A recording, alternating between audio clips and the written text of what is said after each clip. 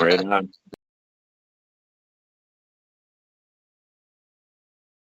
Good evening. I'm Coulter Wonkite. I'm already into the 420, damn it. Legacy 420 has medicinal and recreational products down to a science, literally. With 2 biochemists on staff and a chief scientific advisor, every product is tested in the Legacy 420 laboratory. Legacy 420, Tyendinaga. Open 9 to 9 every day. Visit legacy420.com.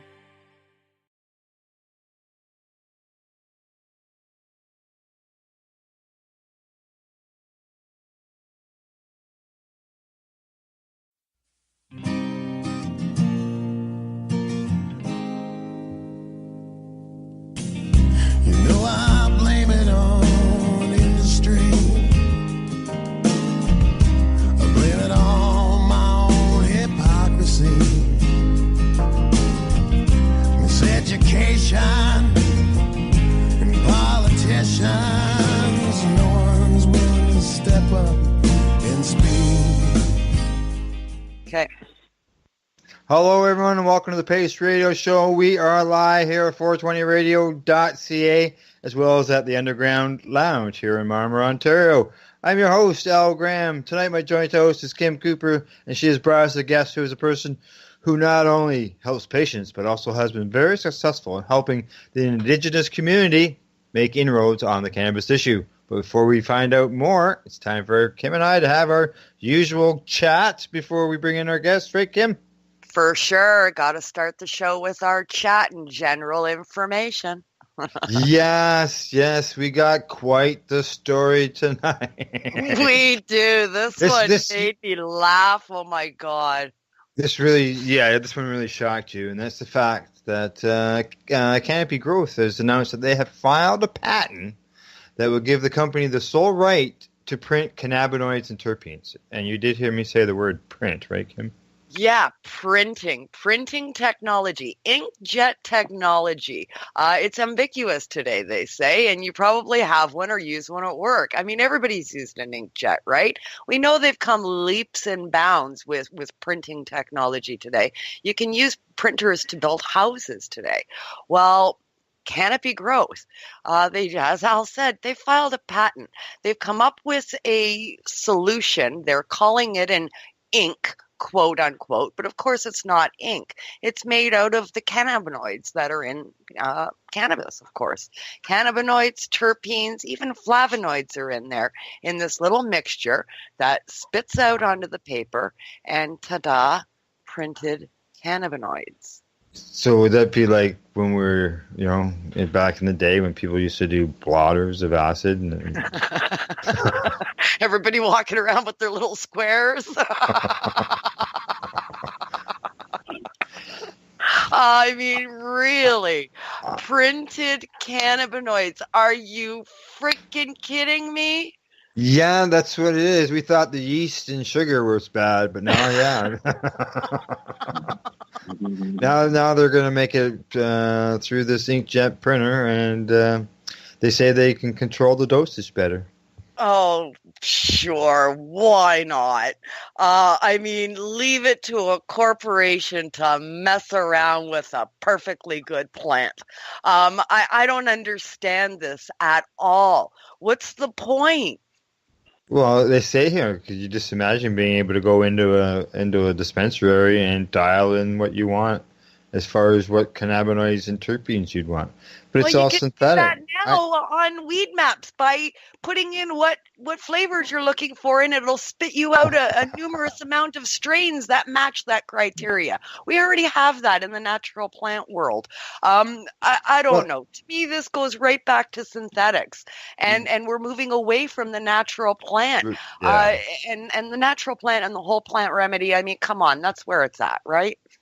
Well, yeah, as the many of the documentaries, films that I've shown over the years, there's quotes in there where they've never seen a situation where a person prefers synthetic cannabinoids over real ones. Yeah, I mean, right here in the article, the company's patent filing specifically claims virtually all of the plant's 483 known chemical compounds. So they're basically reproducing the cannabinoids, I guess, chemically, because there's no chemical compounds in cannabis.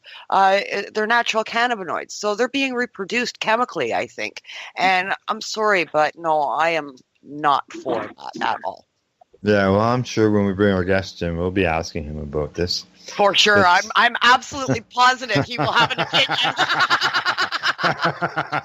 Okay, before we do that quickly, this Saturday, 420. Mm-hmm.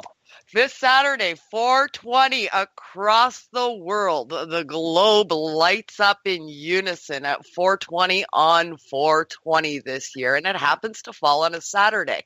So that's exciting for communities across the globe, including across Canada. Several taking place in Ontario. The two that I particularly know of is the main one in Toronto, and the second larger one in Ottawa, but then we have a third smaller one right here in Northern Ontario in Timmins.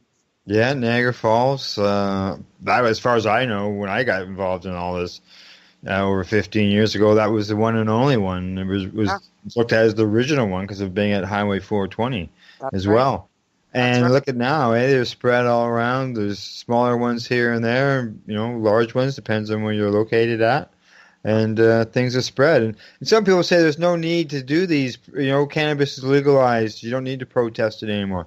Well, yes, you do. Oh, absolutely. There's lots of things that need to be changed and corrected and improved. Oh, it's more important today than ever before with legalization. Because, come on, this isn't legalization. This is regulation and taxation. And that's what they should have called it, because it's definitely not legalization. People are still going to jail, people are still being persecuted, and patients are still being sought out and persecuted under this new act. It's hurting patients with the new act, and we're the ones that got it here. So lots of work to do yet, that's for sure. Oh, yes, for sure. You got to keep the ball rolling and keep everybody going and get the rallies out there and attend to them. And have our voices heard. Yep, that's for sure. Going to be big days ahead. 420s across the globe. Get to one near you. Yes, it's also my 34th wedding anniversary. Yes, of course it is. We all remember your wedding anniversary just because of when it is. Hey, I had nothing to do with that. We were married for 18 years before we realized what we had done. Fate. And I'm innocent on picking the date, too. Yes. Yeah, it was fate. All right. Well, let's bring our guest in then. Sounds good. Okay, at this time, I'd like to welcome the person I described as someone who helps patients and has been very successful in helping the Indigenous community make inroads on the cannabis issue. We'd like to welcome Tim Barnhart to the Pace Radio Show. Hello, Tim. How are you? Hey, how you doing? Pretty good. Good. How about yourself, now? Kim, how are you? I'm doing good, Tim. Glad to have you on the show. Thanks for joining us, hon. Not a problem. Nice to be aboard. Good. It's good. We really appreciate you coming on the show and all the support that you've shown us here at the Pace Radio Show, Pace, as well as at 420 Radio. Right. It's a cause I believe in now. Thank you. We appreciate it.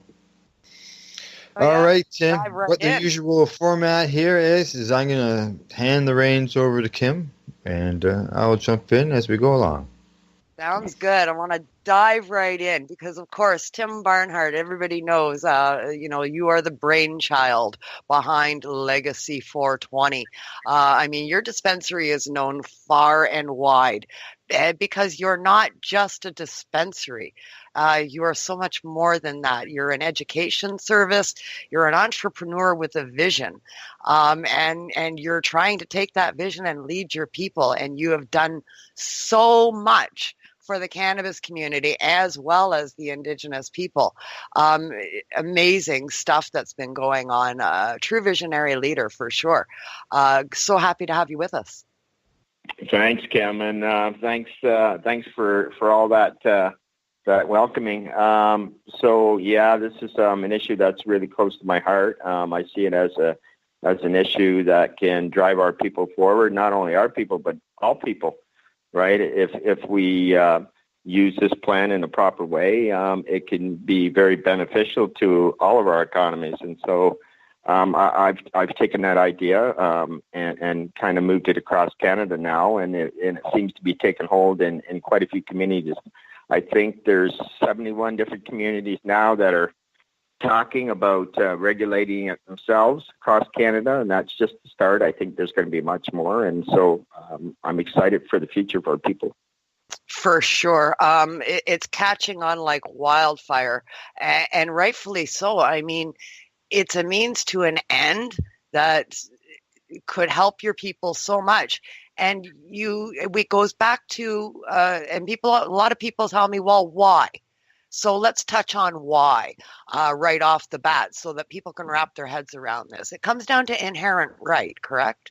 Right. So absolutely it does. So it boils down to that, right? So it's the simple fact that, and I don't mean to sound offensive here, but agreements were made prior to Canada's formation. So, for instance, our treaty, the Simcoe Deed, was signed with the King and the Queen of England, right? So, which predates the Confederation. So these agreements are pretty much ironclad in what and how we should live, right? And one of them is free of any licensing or taxation as well. And so and we'd be left to create our own economy. So not only that, but you've got agreements in 1763, the Royal Proclamation, it pretty much says the same, sets some standards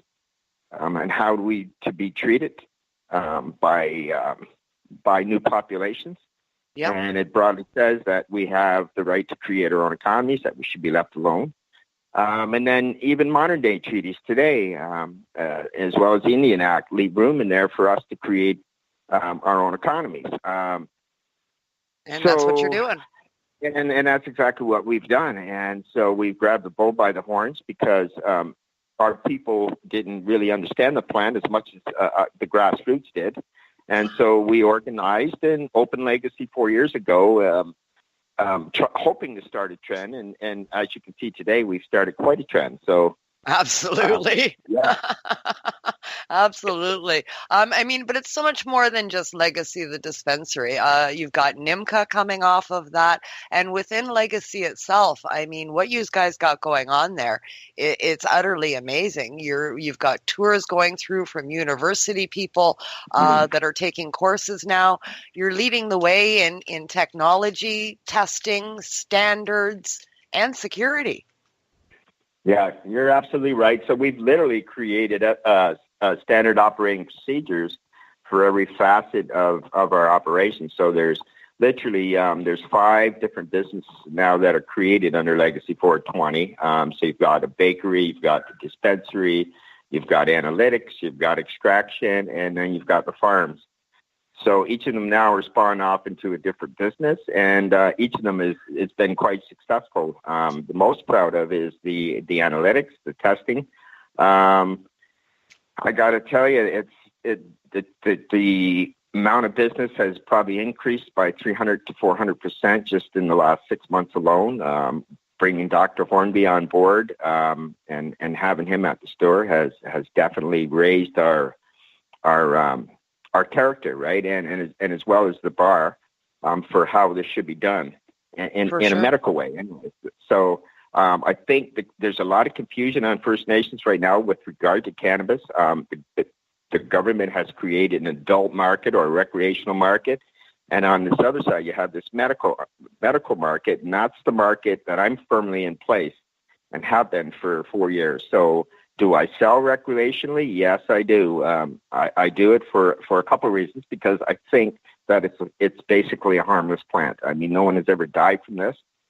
But on the other side, you have the medical value and the benefits that it brings, and it's enormous. It's huge benefits, right? And so I get back to our core demographic, which is 30 to 65. And today, this morning, as a matter of fact, yesterday just amazed me because there's more and more older people. So this morning before I left Toronto, it looked, like the youngest person in the store. There was about 8 to 10 people constantly, and they were all around 70 to 75 years old. Yep. So, I mean, that's basically saying even if they are not using it medicinally through a doctor, recreational is still medicinal, right? Right. And there's the whole issue of the constitutional right to put whatever you want in your body. So we get back to that right, that core right. So it was the government who put up the barriers of the card and the doctor, right? But quite frankly, we all have a constitutional right to put whatever we want in our body.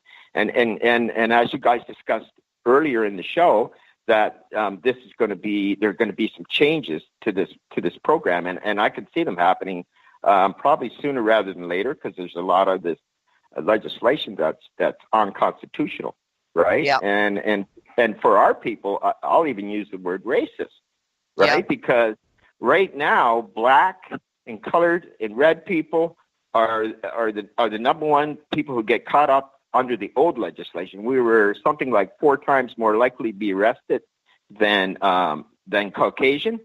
And now with additional penalties and more time, I mean, more of our people are going to get caught up in this. And so that's one of the reasons that we created the National Indigenous Medical Cannabis Association, was to form an advocacy and an education group, as well as to regulate our own industry, in an effort to usurp all these individual groups. Yeah. So you're stronger under one banner, right? Yes, I agree.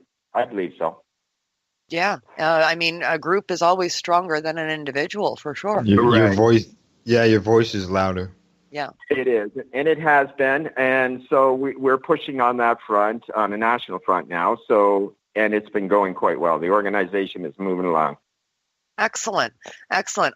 You talked a little bit about your testing facility. I want to put that in with your products that you sell through Legacy. That's one big thing for me. The legal producer system that we have here in Canada, we've been faced with recalls after recall after recall over the last however many number of years. Every year there's a dozen recalls on products that are sold through the legal system. Some of the recalls are for products that were sold a year prior. So I mean, they're long gone for sure. That's one place that you surpass the LP system with your testing. Mm-hmm. Yeah, we absolutely did. We do, and we are. So we have standard operating procedures around that.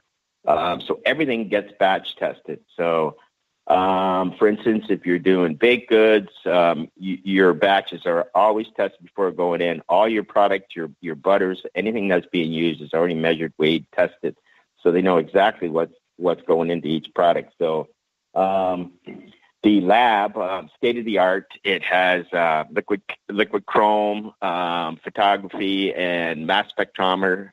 Dr. Hornby and Angela both operate those machines. Angela takes care of the liquid chrome, and Dr. works on the mass spectrometer. So between the two of them, they can search the cannabinoid profile of the plant, and Dr. Hornby usually checks for pesticides. So I think there's 36 of them now that we're testing for pesticides. And then we've got Ethan over taking care of all the molds. So he's into, he's got his own little lab over there, and that's what his job is. He goes through all the samples, flowers, whatever is being tested, and looking for any pathogens or molds or anything like that. So we run a pretty tight ship. Yeah. So there's, I think 7 people in the lab now. We've outgrown that building. We're looking for a new building. We've got our eyes on another building, 18,000 square feet. So I hope you just built that. I mean, that's been standing for under a year. Yeah, I know. We've already outgrown it. So it's crazy. You wouldn't believe how busy it is there now. So that big empty room was in the back. It's now full. Oh, wow. So, yeah, there's shelves from one end to the other now, and the lab is, we're pretty much, it's just going to be a lab in the back. So if we get this new building, I think manufacturing and processing will probably go over there. Wow. So we were up in Toronto today looking at some new equipment to get us into the a little faster into this transitioning into this LP kind of led market. So I heard you earlier talking about the printed on products that Canopy's working on, and I only got one thing to say about printed products, and that is if you can't grow a product, then you print a product, and that's all I'm going to say about that. So.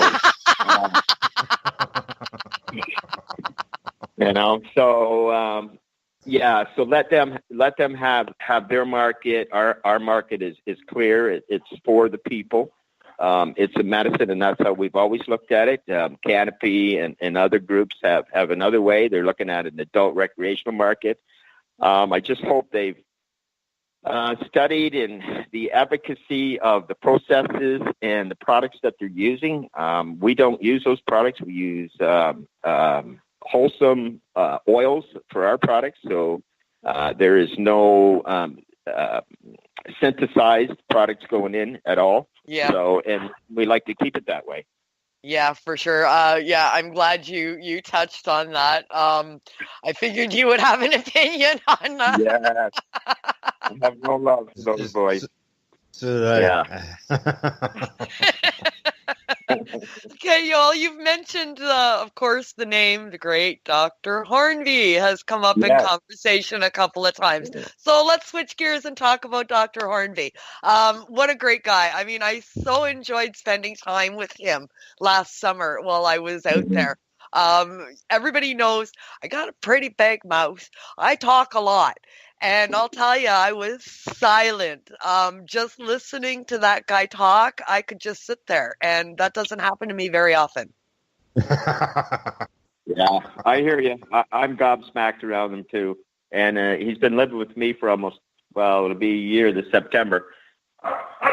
So he's here full time, and he's talking about possibly moving his wife down. So I think he might be moving to Ontario.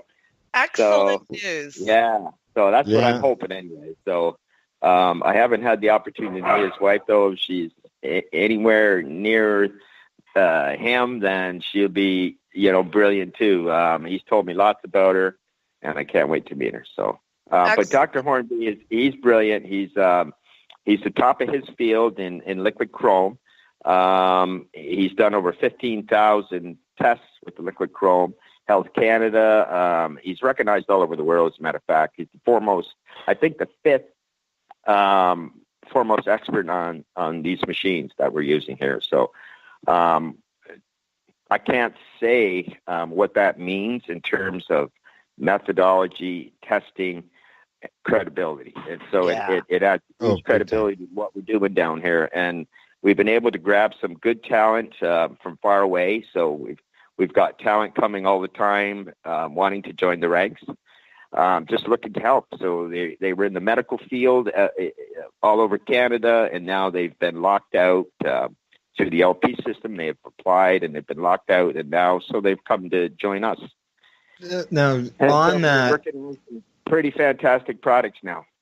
On that issue, Tim, of working with people and the new way of doing things. I've been recently talking to a friend of mine who was involved in that course at Loyalist on cannabis. Yeah. And they were telling me that it's placement time. And during the training, they got visited by, licensed producers, Health Canada and others about benefits of things. And then when it come time for placement, very few actually hired anybody. Wow. So, yeah, exactly. Yeah, so, these LPs, they're not really putting their hands out with open arms to these students that are taking these courses for future. Now, we will. We will. So that's exactly where we're getting our talent. So we've we've hired 3 Loyalist College graduates in the last year and a half. So Wow. if there's any talent out there and in this field, certainly come on down and put your resume in, and we'd love to talk to you. Yeah. So if the LPs don't want them, we value that for sure. We value any cannabis related knowledge, and this is a shout out to people who are in the industry and feel like they were maybe jaded and want to get involved in this. I'd say come on down and put a resume in a Legacy 420. Awesome. Yeah, because when we sign off, I always tell people that you've got to have the largest cannabis dispensary, the First Nation dispensary in all of Canada, and the size of your building, the equipment that you have, and what you do is nowhere near what people may imagine when they think of places that would sell cannabis on the reserve. I think most of them think of a trailer or something, or a small building. Yeah. But you've got that a lot. So I actually did a couple of German interviews in the last couple of weeks, I guess over the last month. And they were quite stunned when they came to see us. They were expecting the same thing, I think, a trailer-type atmosphere or environment, and they were just blown away. Like everywhere they looked, there was, secure. Like it's a secure building, right? That's the whole premise of it. And they were just blown away when we took them back to the analytical section and introduced them to Dr. Hornby. They just floored and go, holy, how come nobody's talking about this? And well, we all know why nobody's talking about this, right? And because it's on a First Nation and it's being done right. That's why nobody's talking about it. They just want to hear the bad news stories. People don't want to hear the good news stories. And this is a good news story. I mean, there's lots of homes being built in our community, right? And they're nice homes. They're not big mansions, but they're modest homes, right? Yeah. And people aren't looking for handouts anymore, right? So we've got, I think, pretty much zero employment, because every time I put a shout out for people to come in, there's nobody flying anymore. Everybody's pretty much working in our community. They've all got jobs now.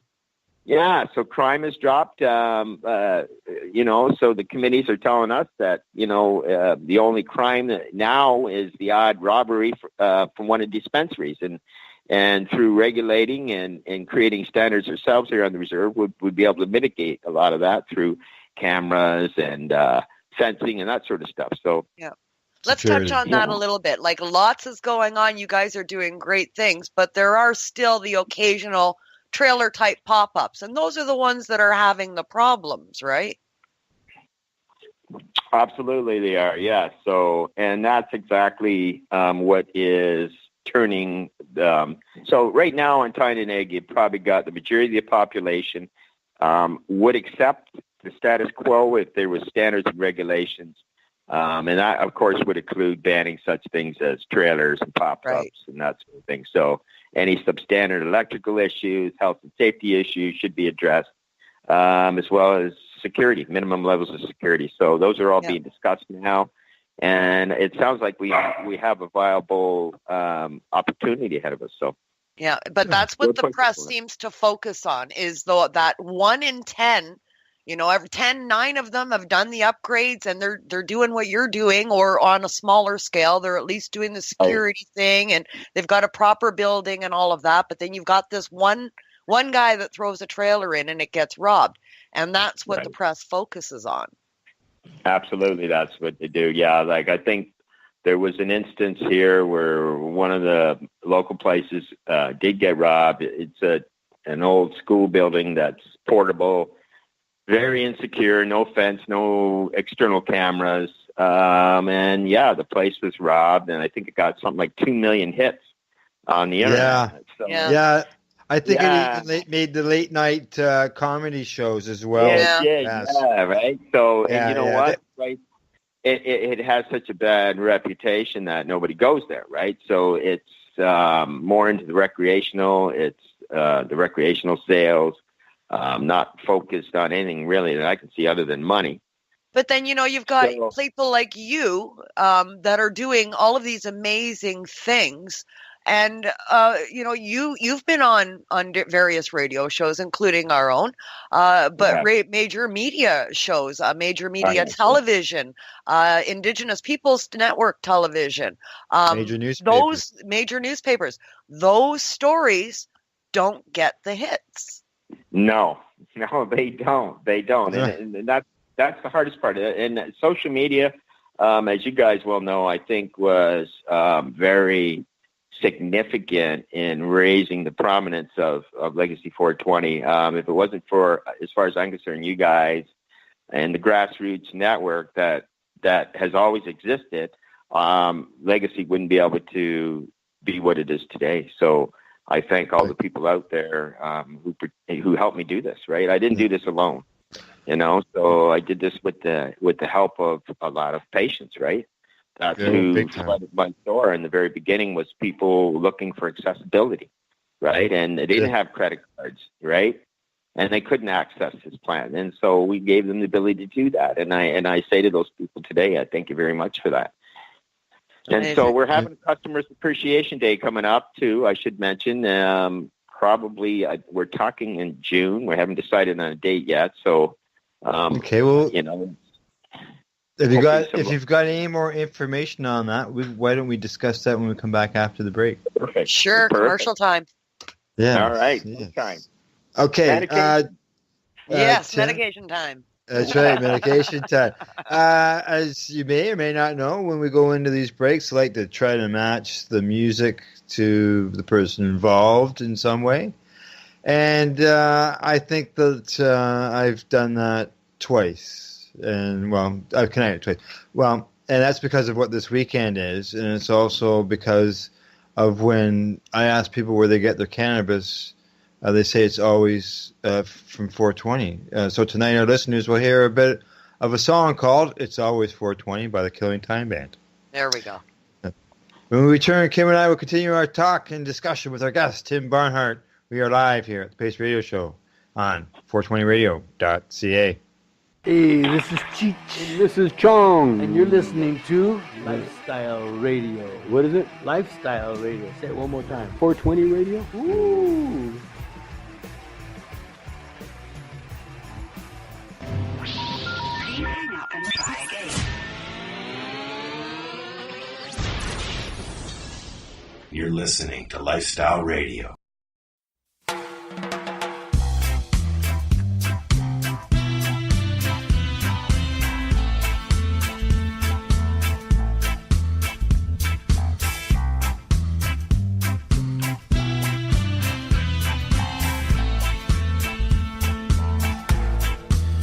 When I awake,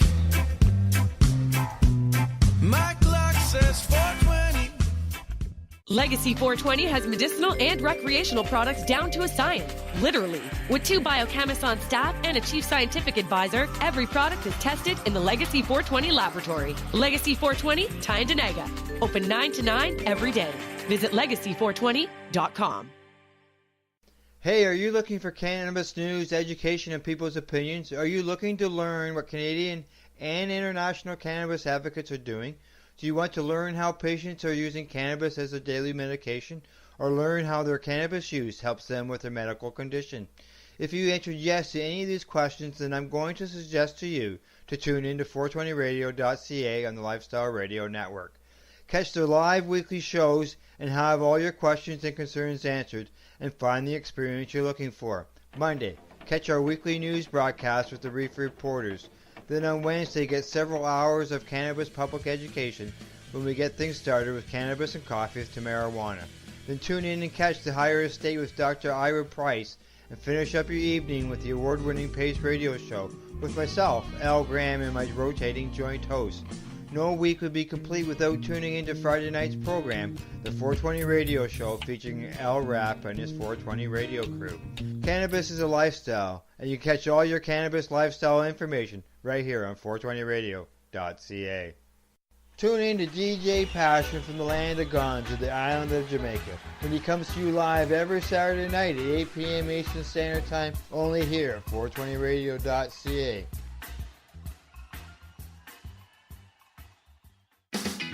Enjoy the buzz of legalization with Canadays, your friendly neighborhood Campbellford head shop. From lights to plant nutrients, books, consumption accessories, and more, we've got all your basics to grow or consume cannabis. Let us help you grow your 4 with weekly Tuesday night gardening sessions for beginners. Visit our info center or take a look at our piercing services and body jewelry, now available in-store through Campbellford Lifestyle Shop. Canadays, more than just a head shop. 17 Bridge Street West, Campbellford.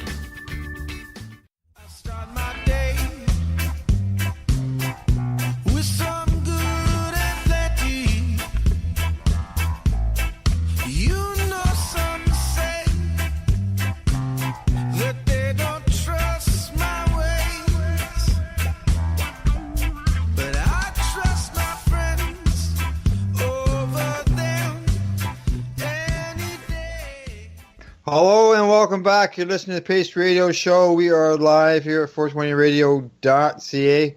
But if you missed the live show, you can always catch us afterwards as a podcast at TuneIn and iHeartRadio, along with iTunes and Spotify Radio, plus other social media and audio locations. Tonight on the radio show, I am joined by our guest, Tim Barnhart of Legacy 420. They're located in Tyendinaga on the Mohawk territory, located near Belleville, Ontario, plus my hard-working joint host, Kim Cooper.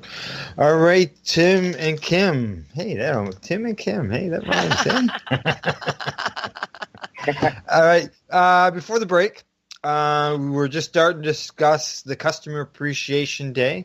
So I'd like to get back to that so we can fill in everybody, what you know about the event, and where, maybe they can find more information as the year goes along. Actually, maybe only about 2 months, so.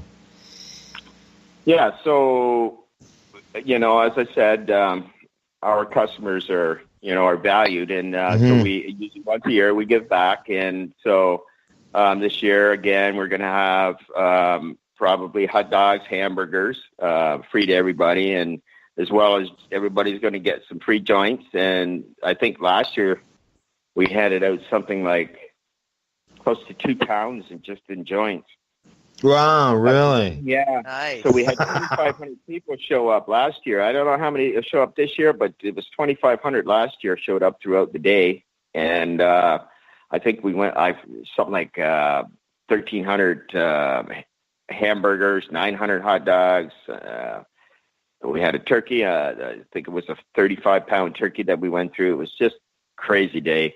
So we're hoping to have that same synergy this year, and as soon as that we get a date nailed down, we'll put her out on our page, and I hope we get lots of people to come down and check us out. Well, I missed it last year, but I was there 2 years ago when you did it, and Al, you were there too.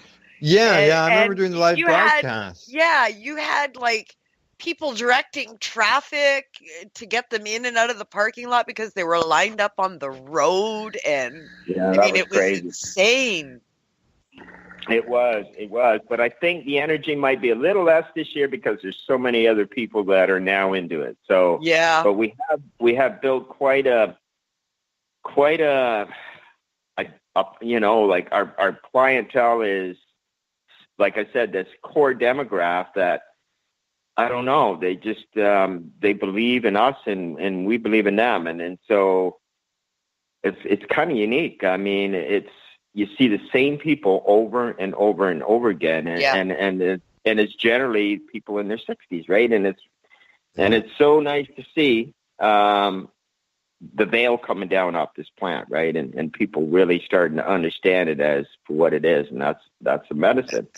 And, so many people have, I think, over the years discriminated against the older people because they always say, the old people, they're the ones who don't want it to be legalized and they're against cannabis, so on and so forth. But I find over the years, there's an awful lot of them that sure have an awful lot of questions. Yeah. And the fact that, that was, in the 60s, that was 50 years ago, right? That's right. That's right. Yeah, that's right. I mean, those Mick are the Jagger's people in the who hospital. Mick Jagger's in the hospital who right now getting heart surgery. He's like 74, right? Mm-hmm. So I mean, that's the generation, right? Mm-hmm. So they are the seniors, right? They are. Yeah. They are. And you know, and that's the thing. Resoundingly, though, they're swapping out their medications, and that's what I see.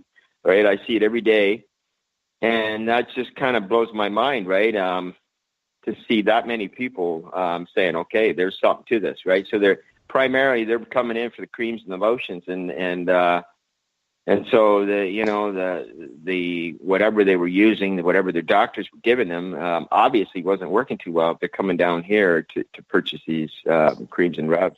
Yeah, and a lot of times too, I find it's quality of life, right? These pills will knock you on your ass for the most part, and if they can find something that's going to relieve the symptom and not knock them on their ass, then they're all for it. Right, and so so the whole addiction part, right? So an opioid, for instance, 72 hours of continuous use, and you're physically addicted. You start to have physical withdrawals. That's right. So, do we want our seniors to be that medicated? I don't think so. No. You know, I didn't want my mother on that, and my mother never went on Oxycontins, but you know, they were pushed on her. Just like they are all the other seniors, just like they were on me, and I'm sure you too, Kim and Al. You could probably, Al could probably say the same. It wasn't an issue to get OxyContin. Yet when I tried to get a cannabis license, I always hit a brick wall. Yeah, you know. I don't think there's an adult out there that hasn't been offered a prescription for oxys at some point or another. I agree. So the time has come now for a new way forward. I mean, I think seniors and people in general are, they know how they feel when they take these pills, and they don't feel right? You know, you're edgy, you're angry, you're not yourself, you're anxiety. And you know what? And when they medicate with cannabis, you don't have any of that. You know, it's you're soothed, right? You feel good, and you are better. Right, you know, the more you consume, the better you are. That's how I feel. I'm 59, on zero medication, and I like to think I'm in pretty good shape. Yeah. So a lot of that's probably genetics, but you know what? I think a lot of that's cannabis too, because I've had scars. I was told when I was 26, I had scars on my lungs, right, and from working with toxic materials, sandblasting and stuff like that, right? So. I was told that I would probably get lung cancer and die at a young age, but here I am, 59, and you're still good. Yeah, that's not to say I won't die from a cancer, but you know, it's to say, you know, what I am saying is that if you do, we never know what's going to turn that on, right? We never know what we're going to breathe, what we're going to eat, what's going to turn that gene on, because it's in all of our bodies. Yeah, it's what's going to turn it on. And go ahead, Al. When I got sick, they couldn't understand at my age why, and because my disease is more towards young people or older people, and that's what I thought was fact. Well, you know, I've been consuming cannabis and oil for decades, and did it just delay things? Yeah, it kept it at bay. Yeah, that's what I think. I absolutely do, right? And that's how I feel to this day. I am healthy today because of the cannabis I consumed. And now today, of course, I treat myself much differently than I did years ago, right? When all we knew, our education, our knowledge was limited back then because we didn't have the availability we do of information. Yeah, we smoked. Today. All we did was smoke and eat it. Right. And we didn't even understand the science, so we didn't know decarb. We didn't know what that meant. We didn't know what THCA was. No, it just went into brownies. It did. Right? So today we understand the science behind the plant, right? And since we do, we medicate much differently today than we did then. And so I mean, the education is key, right? I mean, the evolution of the education in this. It's critical. Absolutely critical. Yes. Yeah, for sure. You know, we've come by leaps and bounds, and I can totally relate to both of what you're saying about keeping it at bay. You know, my mother passed away from cancer. My grandmother passed away from cancer. I've been consuming cannabis since I was a teenager, and eating it, like you say, and smoking it when I was younger, and then consuming it for other things when I got older as my education got greater with this plant. Mm-hmm. And I have been diagnosed with breast cancer twice. Both times they were very small tumors. The second time I was able to get rid of it with cannabis.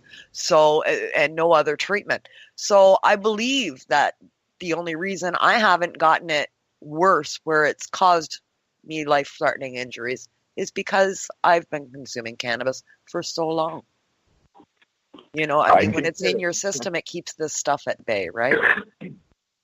Well, you don't end up with a deficiency. Yeah. You're healthier for it. For it. So, Customer Appreciation Day, because all of us are patients at heart, even recreational users. If they're using recreational, usually there's a reason for that. So they're probably self-medicating. Great point, Kim. And you know what? So we drilled down on that at the store. Last year we did around, probably over a period of 6 months, we polled and studied, put a poll out, or not a poll, but a study, asking people why they smoke, right? Right. And we had 5 answers, or 5 things they could check off, and then they could write in there. Everybody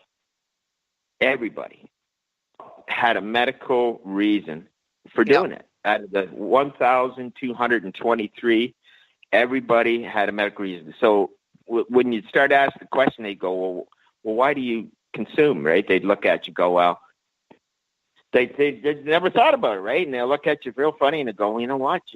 I had a bad day.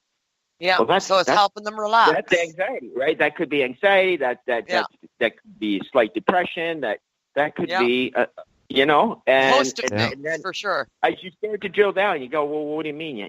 What about your day? And they go, well, this happened. Well, what does cannabis do for you? Well, it mellows me out. Well, there you go. Bingo. Yeah. That's medical. Or it helps me sleep. Or it helps me sleep. Or it helps me talk to people. It helps me get out. It helps me socialize.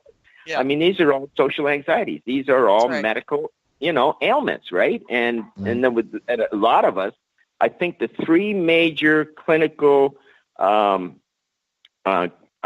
reasons for people using were pain, anxiety, sleep, and depression was number 4. Sorry, out of the 4. So those were the primary reasons. Pain was far out. It was probably 60% of the people chose pain. But anxiety, it's great for pain management, right? I mean, it works. It does. And you've got so many absolutely fantastic products at Legacy. And a lot of your products, they're homegrown, right? So let's get into the growing situation. So the growing, I guess growing come 2 reasons. First of all, growing was, I've grown my whole life. And so I grew from an early age for the reason that probably most of us grow. And that is because we didn't trust other people doing it for us. And so I during the 80s, I quickly understood that what was being produced in the black market, the gray market, was woefully inadequate. It was sprayed with pesticides and herbicides. It was snapping, it was crackling, it was popping. And so I set out then to start growing my own. And today, that's what we do, right? So growing is in my heart, and we couldn't take this to the next level alone. So we hired some professionals to come in and help us along with that, and Chester Gerard, or AKA Dr. Bud, is one of those. Bud. Yes, one of those guys. He's a brilliant geneticist.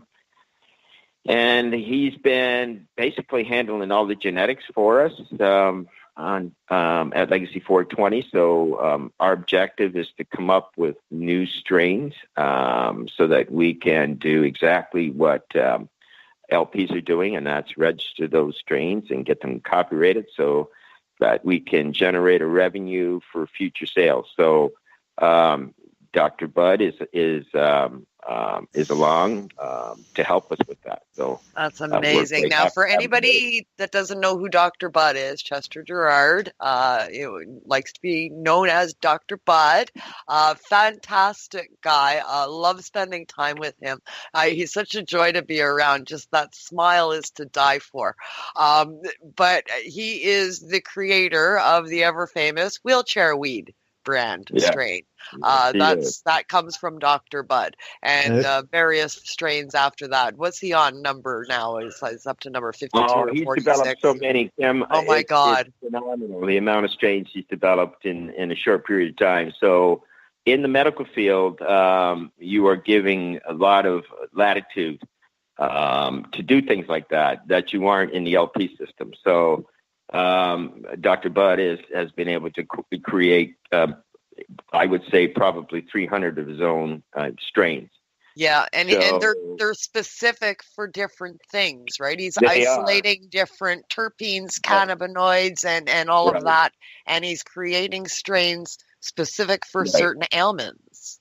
Right, and Dr. Hornby comes back into this picture, because without Dr. Hornby, what Dr. Bud is doing wouldn't be possible. So we need to understand, as you just mentioned, the terpenes and the cannabinoid profile of each strain that he does develop. So as he develops these strains, he grows these strains out, and then they are brought in for testing to make sure that we're getting the dynamics that we're looking for, the right cannabinoids and the right terpene profile. So we're hoping to be able to exactly match strains and profiles and terpenes right to a patient.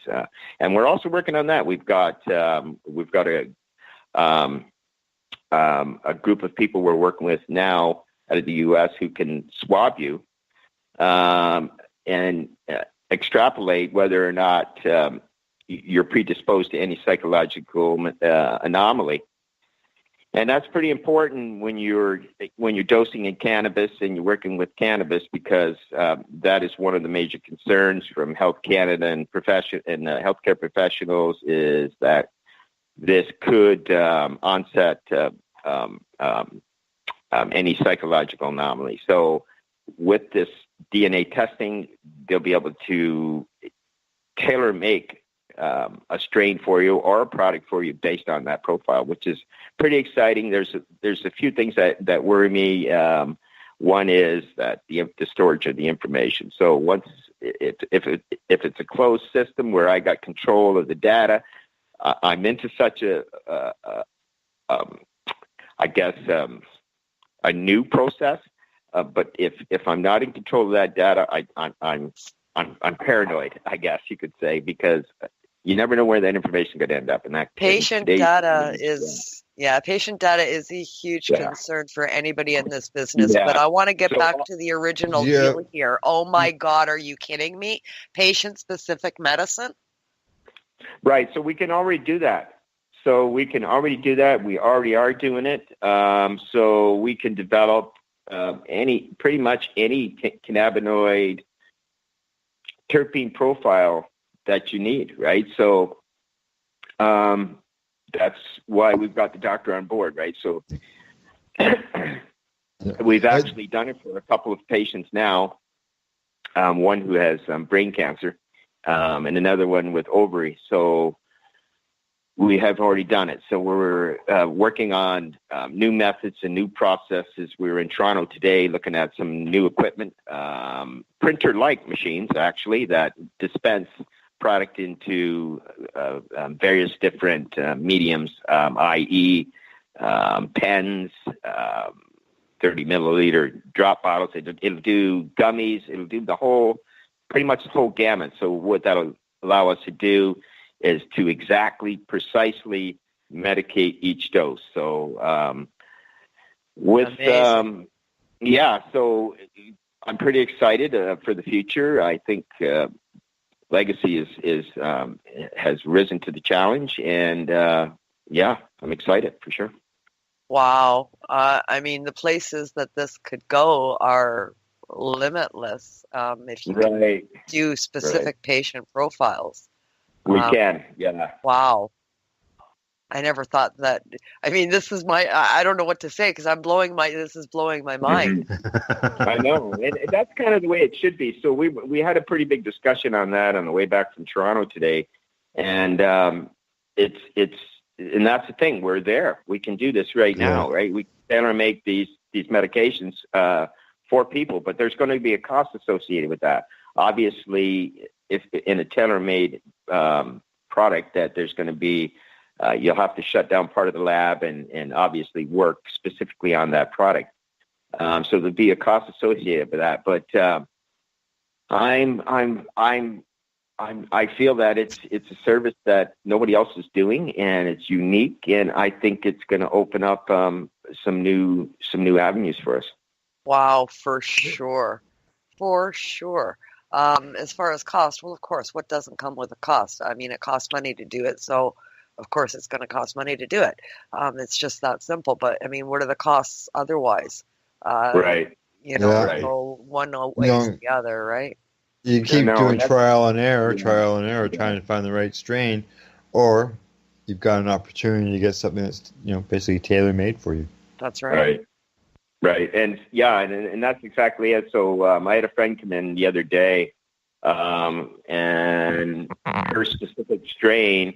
I said, "Well, what has been working for you?" And she said, "Well, Jean Guy has always worked for me." And so we were able to go back and match up the profile with that. So ironically, White Widow has a lot of the same profile as that plant. So if we didn't have all this information stored in the database, we'd have never been able to come out with that. So that's pretty cutting edge, right? Yeah. We're working on two new programs we're also working on. We're working on a seed to sale program, which should be ready, I would say, in another month.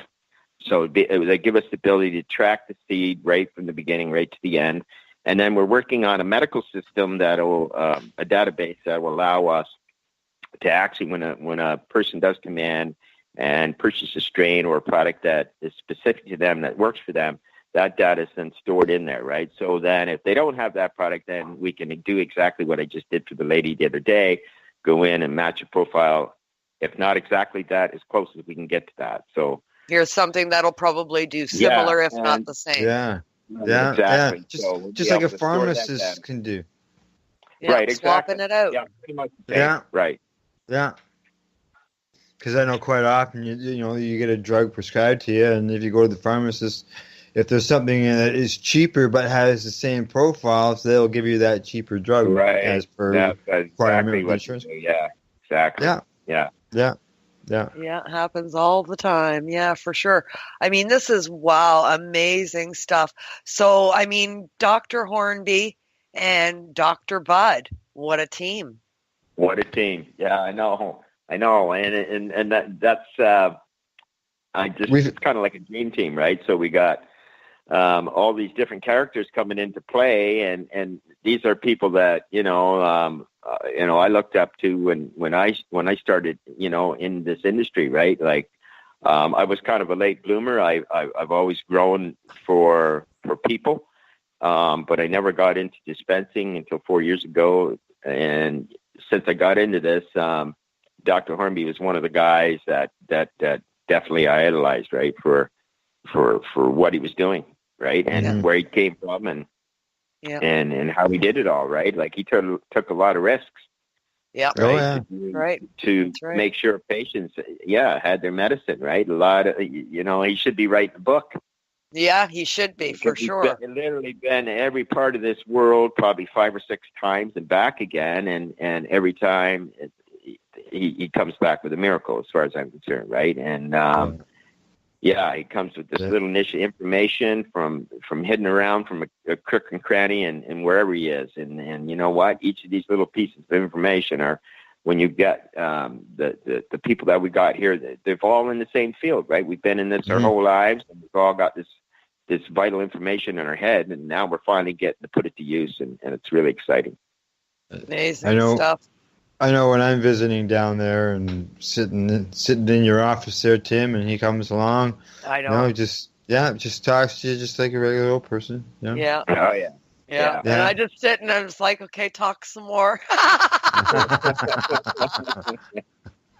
So we're going to try to get him out to talk a little bit more. We're trying to set up a bit of a small conference here in the community territory. And so we're trying to get maybe some like a panel of experts up there who really know this product and this medicine, and maybe have the audience fire as many questions as they want at this panel. Well, I think amazing. that's the way to handle that education. Yeah, that's right. That would be amazing. Good. Well, Okay, I know guys. Al's going to say it's commercial break time. I know it. So when we come back, Tim, just to give you a heads up, we're going to talk 420 this year and your thoughts on legalization so far. Good. I can't wait. Okay. All right. Well, we are out medicating during this break. Our listeners are going to hear some more of the Killing Time Band and the song "It's Always 420." When we return, Kim and I will continue our conversation with our guest, Tim Barnhart. You're listening to the Pace Radio Show. We are live here at 420radio.ca.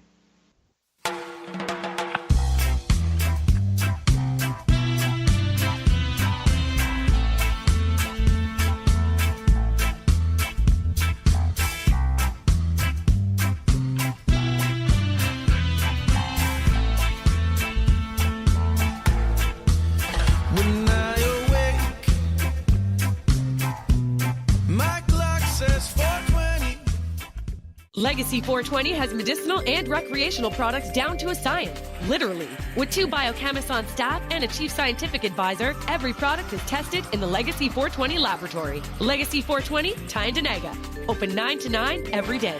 Visit legacy420.com. Hey, are you looking for cannabis news, education, and people's opinions? Are you looking to learn what Canadian and international cannabis advocates are doing? Do you want to learn how patients are using cannabis as a daily medication, or learn how their cannabis use helps them with their medical condition? If you answered yes to any of these questions, then I'm going to suggest to you to tune in to 420radio.ca on the Lifestyle Radio Network. Catch their live weekly shows and have all your questions and concerns answered, and find the experience you're looking for. Monday, catch our weekly news broadcast with the Reef Reporters. Then on Wednesday, get several hours of cannabis public education when we get things started with cannabis and coffee to marijuana.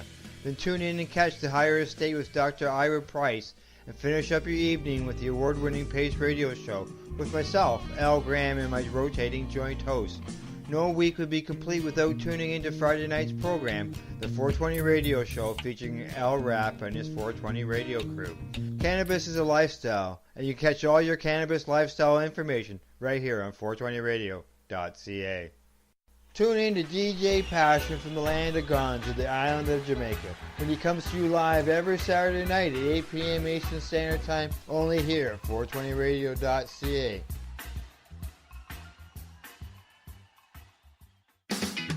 Enjoy the buzz of legalization with Canadays, your friendly neighborhood Campbellford head shop. From lights to plant nutrients, books, consumption accessories, and more, we've got all your basics to grow or consume cannabis. Let us help you grow your 4 with weekly Tuesday night gardening sessions for beginners. Visit our info center or take a look at our piercing services and body jewelry, now available in-store through Campbellford Lifestyle Shop. Canadays, more than just a head shop. 17 Bridge Street West, Campbellford.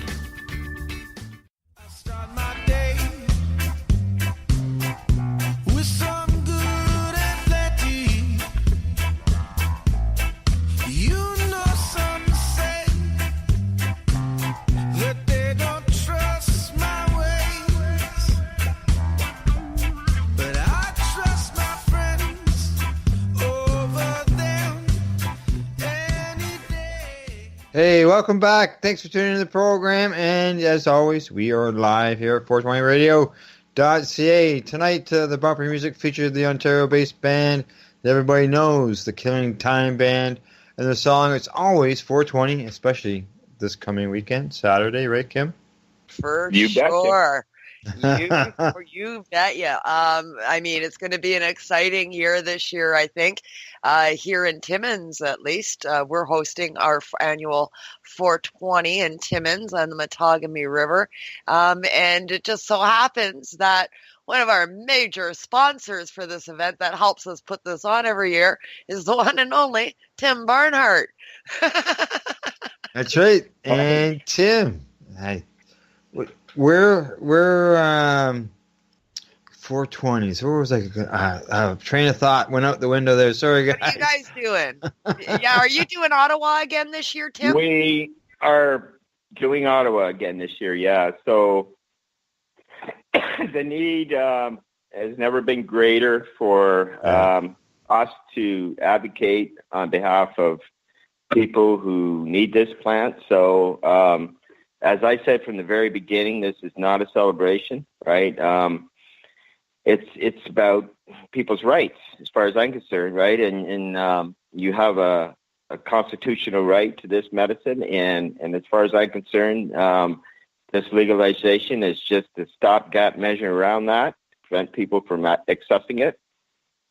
And patients are going to be stuck in the future from buying their cannabis. This is what I'm afraid. My fears are is that they'll be stuck in line buying a shitty grade of recreational that's adulterated with low levels of radiation as well as pesticide and herbicide, right? So. Yeah. And as well as taxation. So I'm not excited. No, this is the terrible legislation. The penalties have increased. The time has increased. I use the word again, it's racist. And the figures speak for themselves, right? So that we're going up, as we do every year, to let the government, the powers that be, known that we don't agree, right? We don't agree with this. There's been no consultation with First Nations, no consultation with patients, really. This legislation would have been drafted different. And so we're going up there to let it be known. Yep. And that's my biggest fear is that, legalization is coming on the backs of patients. We're the ones that got us here. Without patients and the patient advocacy push, we wouldn't have legalization today. Right. That's why we're here. But we're the ones that are paying the price. We have instances here in the Northern Ontario that have made news recently. One municipality has already bylawed away your right to consume cannabis in public places where you can smoke. They've enacted bylaws where you can say, no, you can't smoke cannabis, but you can smoke cigarettes. We're making that a bylaw. Timmins is looking at that bylaw. So where does a patient fit into that? Right. So they really don't care where the patient is. And that's the problem here, right? We've all been grouped into this recreational adult market. And we clearly have charter rights that supersede this program and the criminal code, right? So, so I'm not impressed. So, kudos to what you do, Kim and Al. You're out there advocating for patients and patients' rights, and you have been doing it for years and years. And here we are in the realm of legalization, and I use that word loosely. And we're still talking. We're still saying. And the same things we were 2, 3, 4, 5, 15 years ago, Al and Kevin. It's the same message. It is. And so we've been dissed. We've been severely dissed by the government, and it doesn't feel good. No. And so I think there's a lot of us, Kim, I really do. There's a lot of us. I think there's a huge amount of people that are pretty upset with the way this has been rolled out, and I think he's feeling the heat right now. So, it's not really legalization, right? It's regulation and taxation. Well, it's prohibition 2.0 is what it is, really. So the only thing, let's be clear here, the only things that are legal is 4 plants, 4 seeds that are purchased from a licensed producer, or up to 30 grams of flour that's been purchased from a licensed producer. That's the only thing that's legal, right? So all the people, the thousands, I'd say hundreds of thousands of people who have been, growing this flour for generations are now outlaws. Yeah. And it's just, it's ironic. How can you outlaw such a vast section of society at the signing of a document? It just, yeah.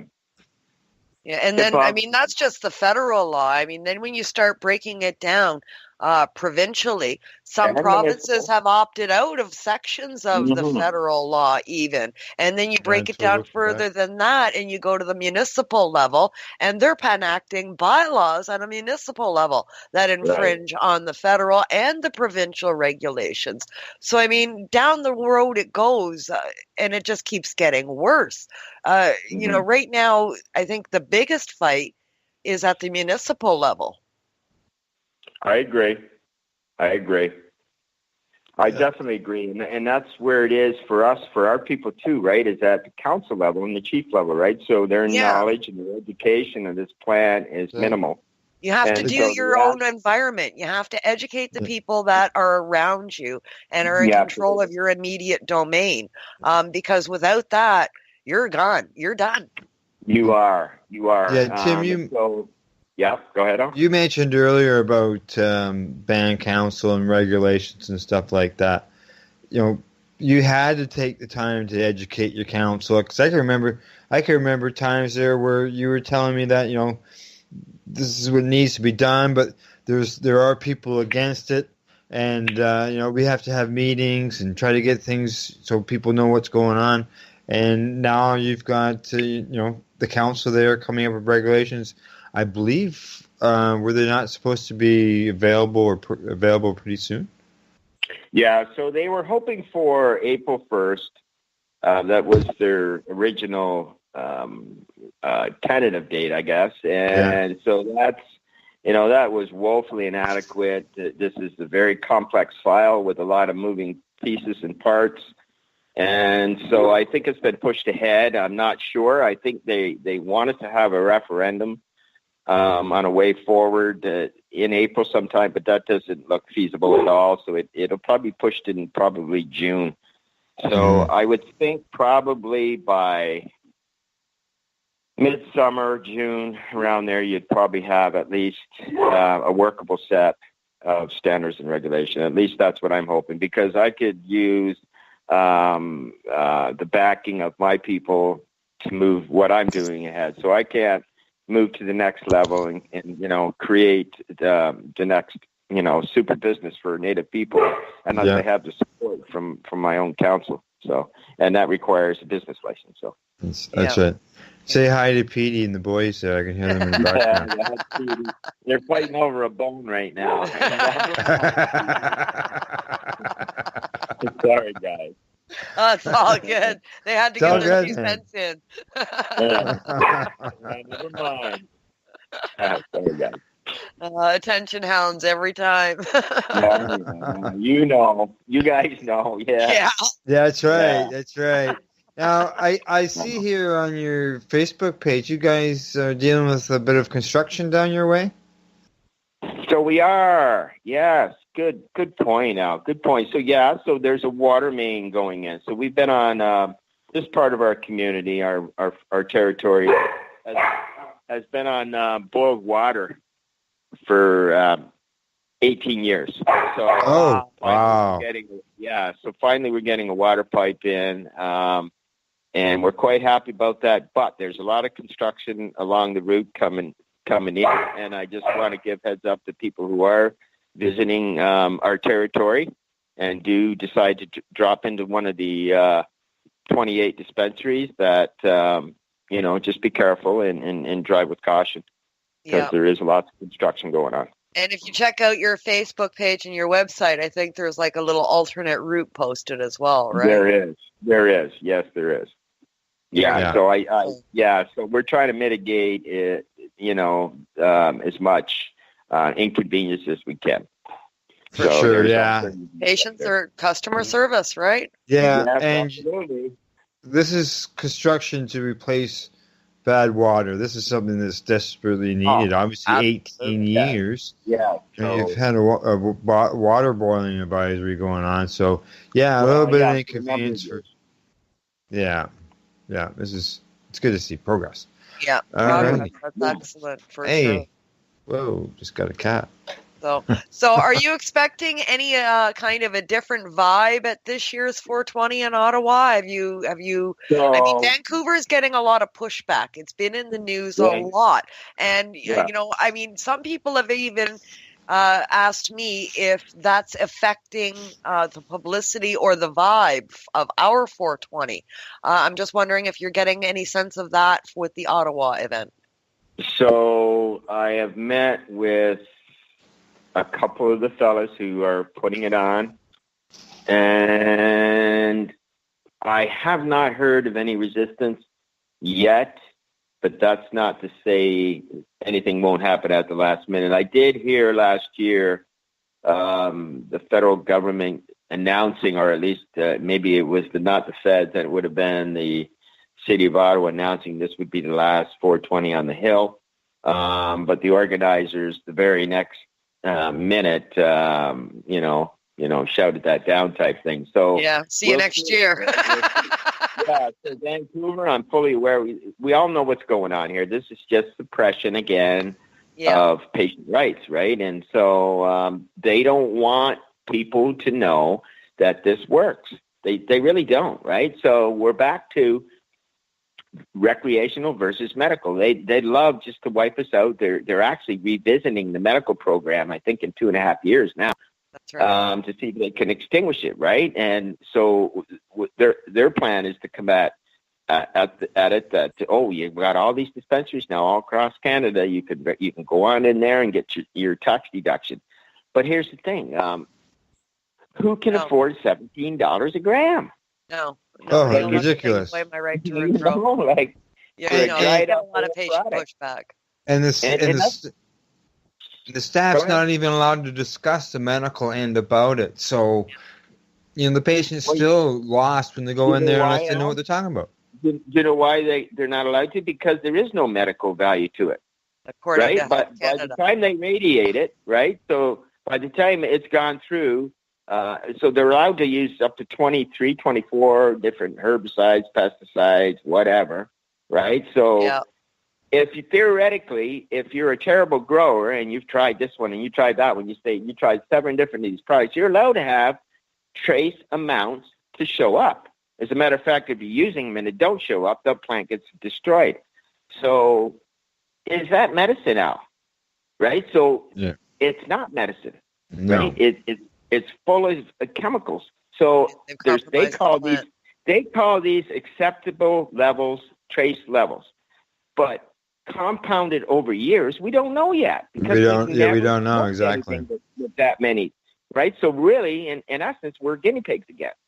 Yeah, there used to be acceptable levels of lead, too. right? And how'd that work out for us? Yeah. Right? Yeah. So all I'm saying is there's a different way. There's an organic way. There's a wholesome way and a natural way to do this. And you don't have to add all this. You don't have to strip your soil of its basic nutrients. There's all sorts of farming methods and processes that are used all over the world that are very successful without stripping your land or using pesticides or herbicides. Whether you're growing indoor or outdoor, there's alternatives. And what it boils down to, for me, is what I want to see my people smoke or consume.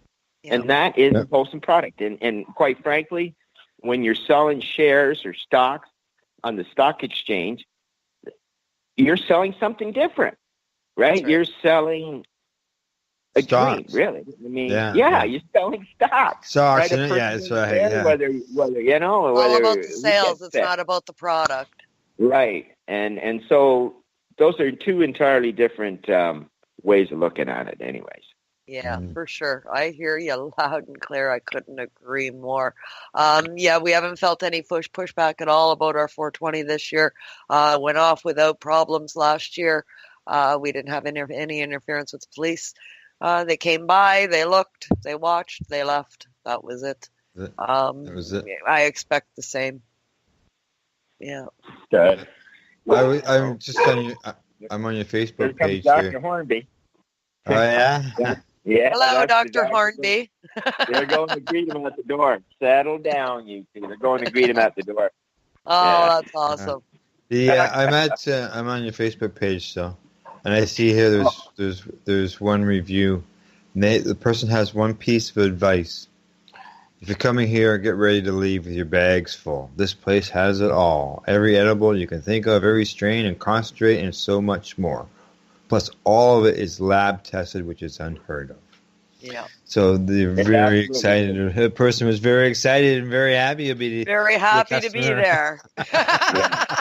It's true though, right? And so that's what overwhelmingly, I think for competition wise, I think it would be wise for other retailers to join the testing program, right? And so if we all have a tested product, right, and we all can say where we know it's coming from, then I think we all have a sellable product, right? Yeah. So because quite frankly, for myself, Al, that's why I started growing, as well as Kim and Al.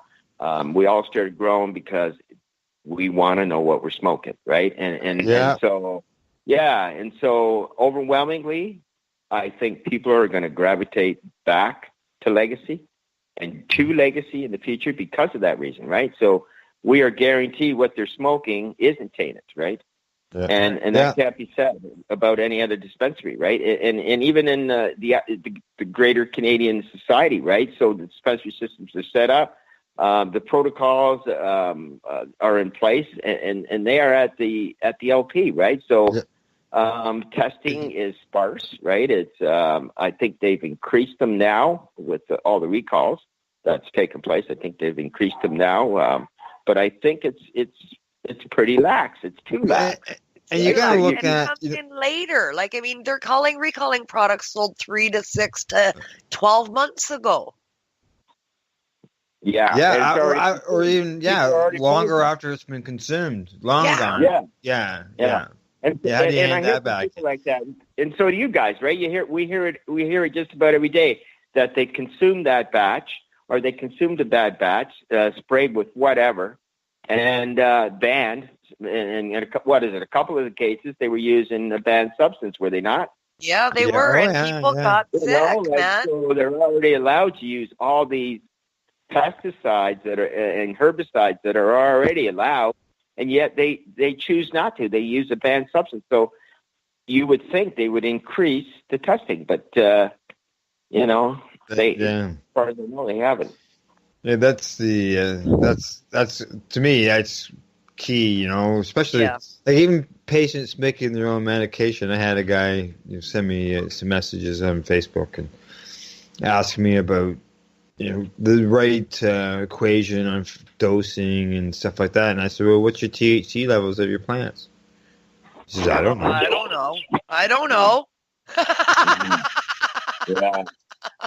So and you're in a situation, Tim, you say you're busy with stuff, so you've allowed access for patients, easy access for patients to get their product tested so they can produce medicines for themselves, knowing what those types of numbers are, whereas Health Canada has a small list of people who we can contact, and you're paying huge bucks in order to get some testing done. Right. That's totally outrageous.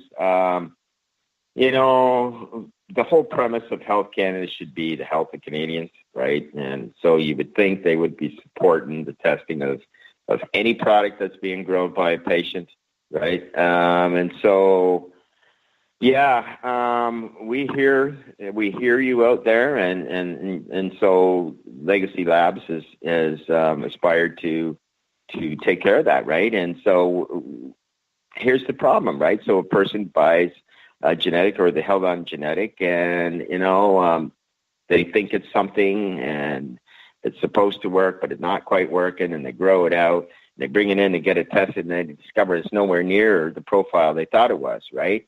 So they've been wasting whatever resources in raising this plant. So that's pretty easy, right? So we can put you on the right direction, tell you what the profile is of that plant, and whether it's it is what you need, right? Yeah, well, you started something new too. You sell seeds now, so you could start a patient off with the right seeds from the get-go. Yes, you can. Yeah, absolutely, you can. Absolutely.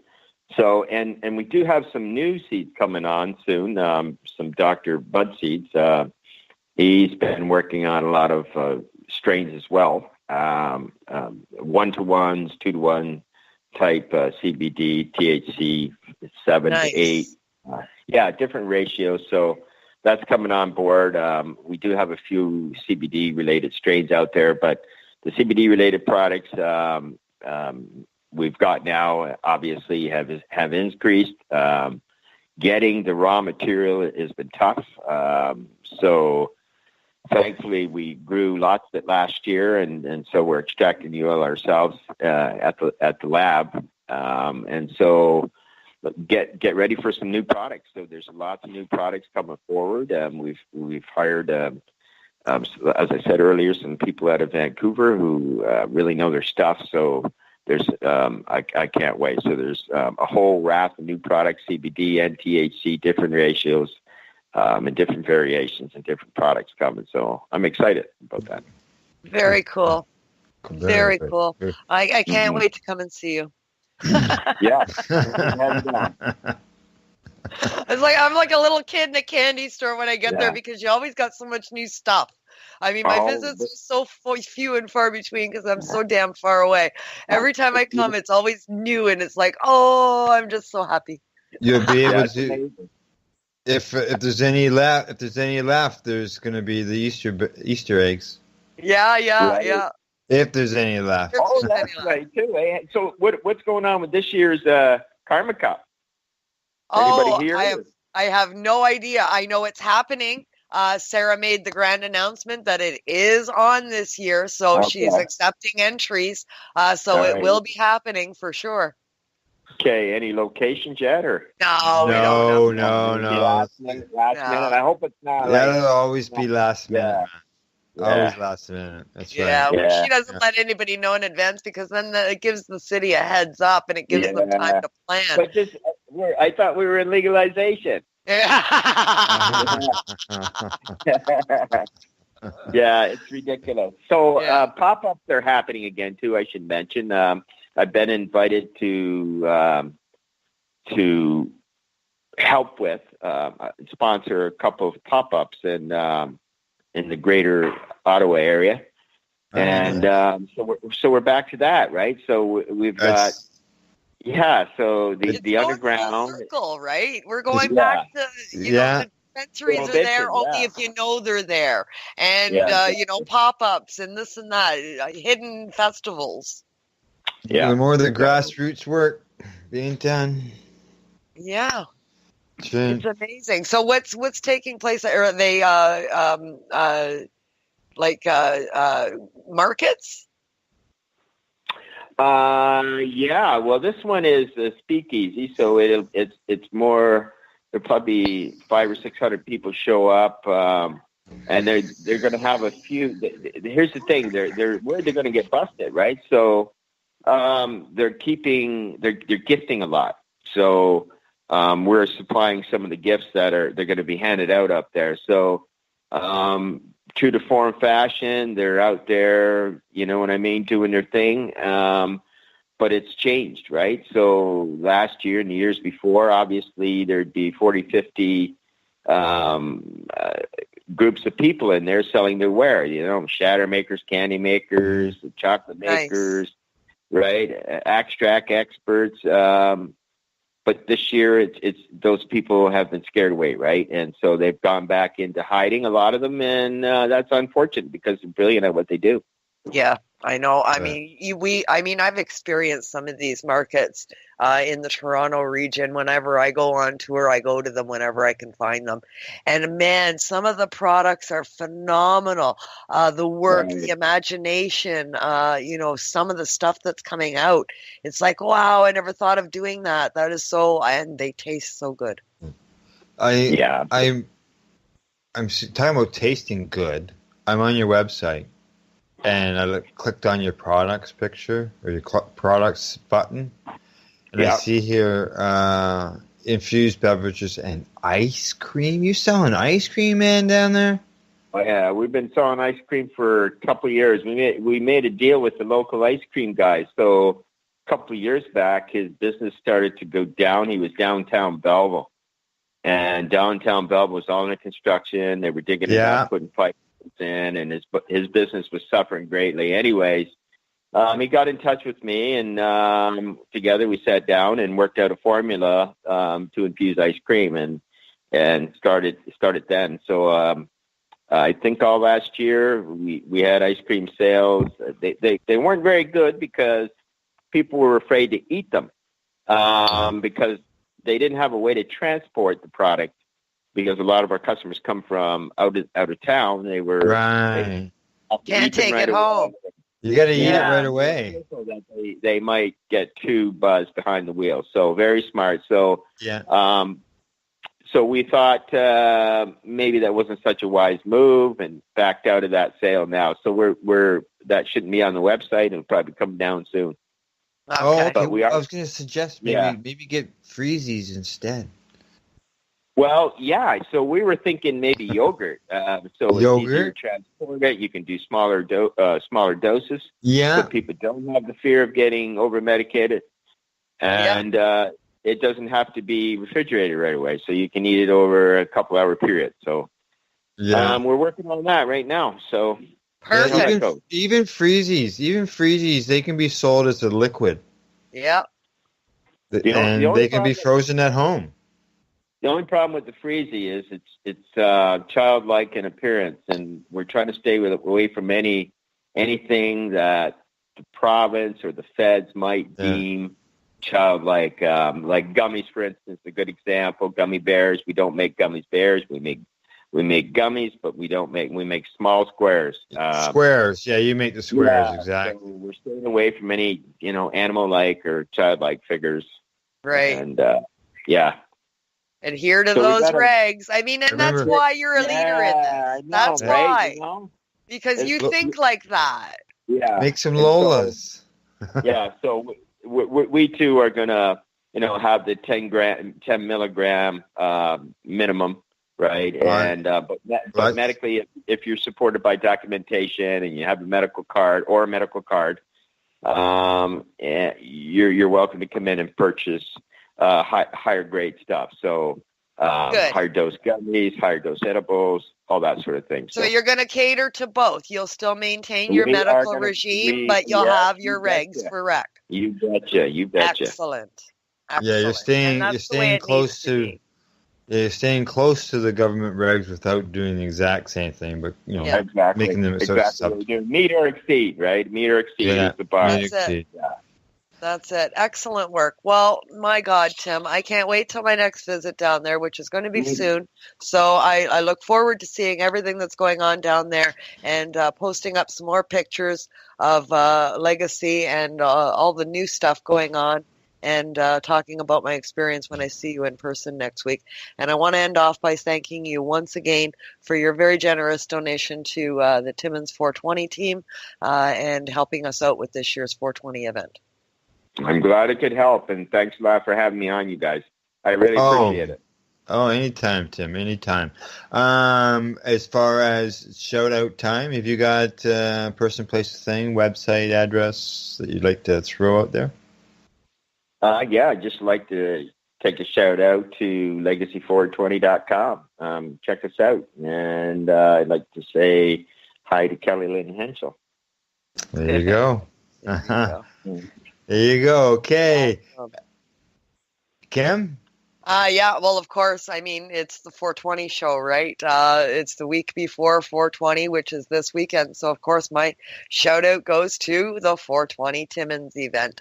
We're hosting again. This is the second annual Matagami River Boat Launch in Timmins, right off Algonquin Boulevard and the Matagami River Boulevard.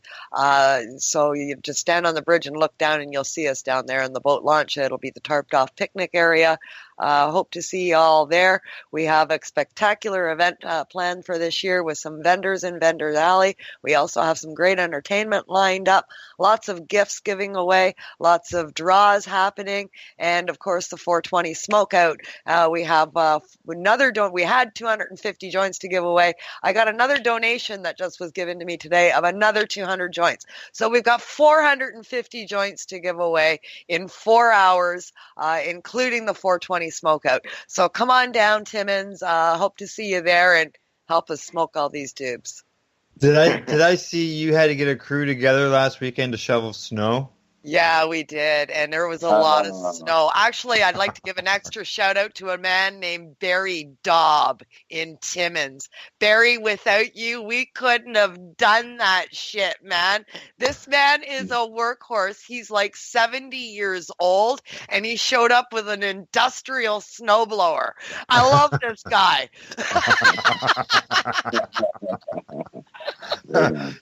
And how do you spell annual? Yes. Wasn't my sign, guys. Wasn't my sign. We'll talk about that after you get off air. Okay, all right. Just a reminder that we're back next week. We'll be live, and you can catch the Pace Radio Show on Twitter. We're on Facebook. We're on Instagram, and we'll be found on the web at pace-online.ca. Thank yous go to our sponsors, the friendly and helpful folks at Canada's largest First Nations cannabis dispensary, and that's Legacy 420. Thank you very much, Tim. We appreciate your support, and you can find them at legacy420.com. Also to our producer, Al Rapp of 420 Radio, as well as a big thank you to you, Tim, for everything you do to support the advocates. You're working to make things better for everybody, the Indigenous community as well as yourselves, ourselves. It's been fantastic work that you've been doing, and we appreciate being along. Thanks, Al. And you can find Legacy 420 down at Tyendinaga. They're on the Mohawk territory near Belleville, Ontario, and thank you to you, Kim, for everything you do. You're most welcome, Al. I'm appreciative to you for having me here on putting up with me for all these years. And for filling in last week, too. Oh, you're welcome. And thank you to our listeners. Thank you for tuning into the program. And good night. Good night. Legacy 420 has medicinal and recreational products down to a science, literally. With 2 biochemists on staff and a chief scientific advisor, every product is tested in the Legacy 420 laboratory. Legacy 420, Tyendinaga. Open 9 to 9 every day. Visit legacy420.com. So what are you doing? Nothing. Why not? I'm trying to get on this Lifestyle Radio website. Sounds like a cool website. Yeah, it's alright. Oh, wait, I might have it. You might have it. You're listening to Lifestyle Radio. The opinions expressed during this show are those of the individual participants and do not necessarily reflect the opinions of their associated organizations or Lifestyle Radio.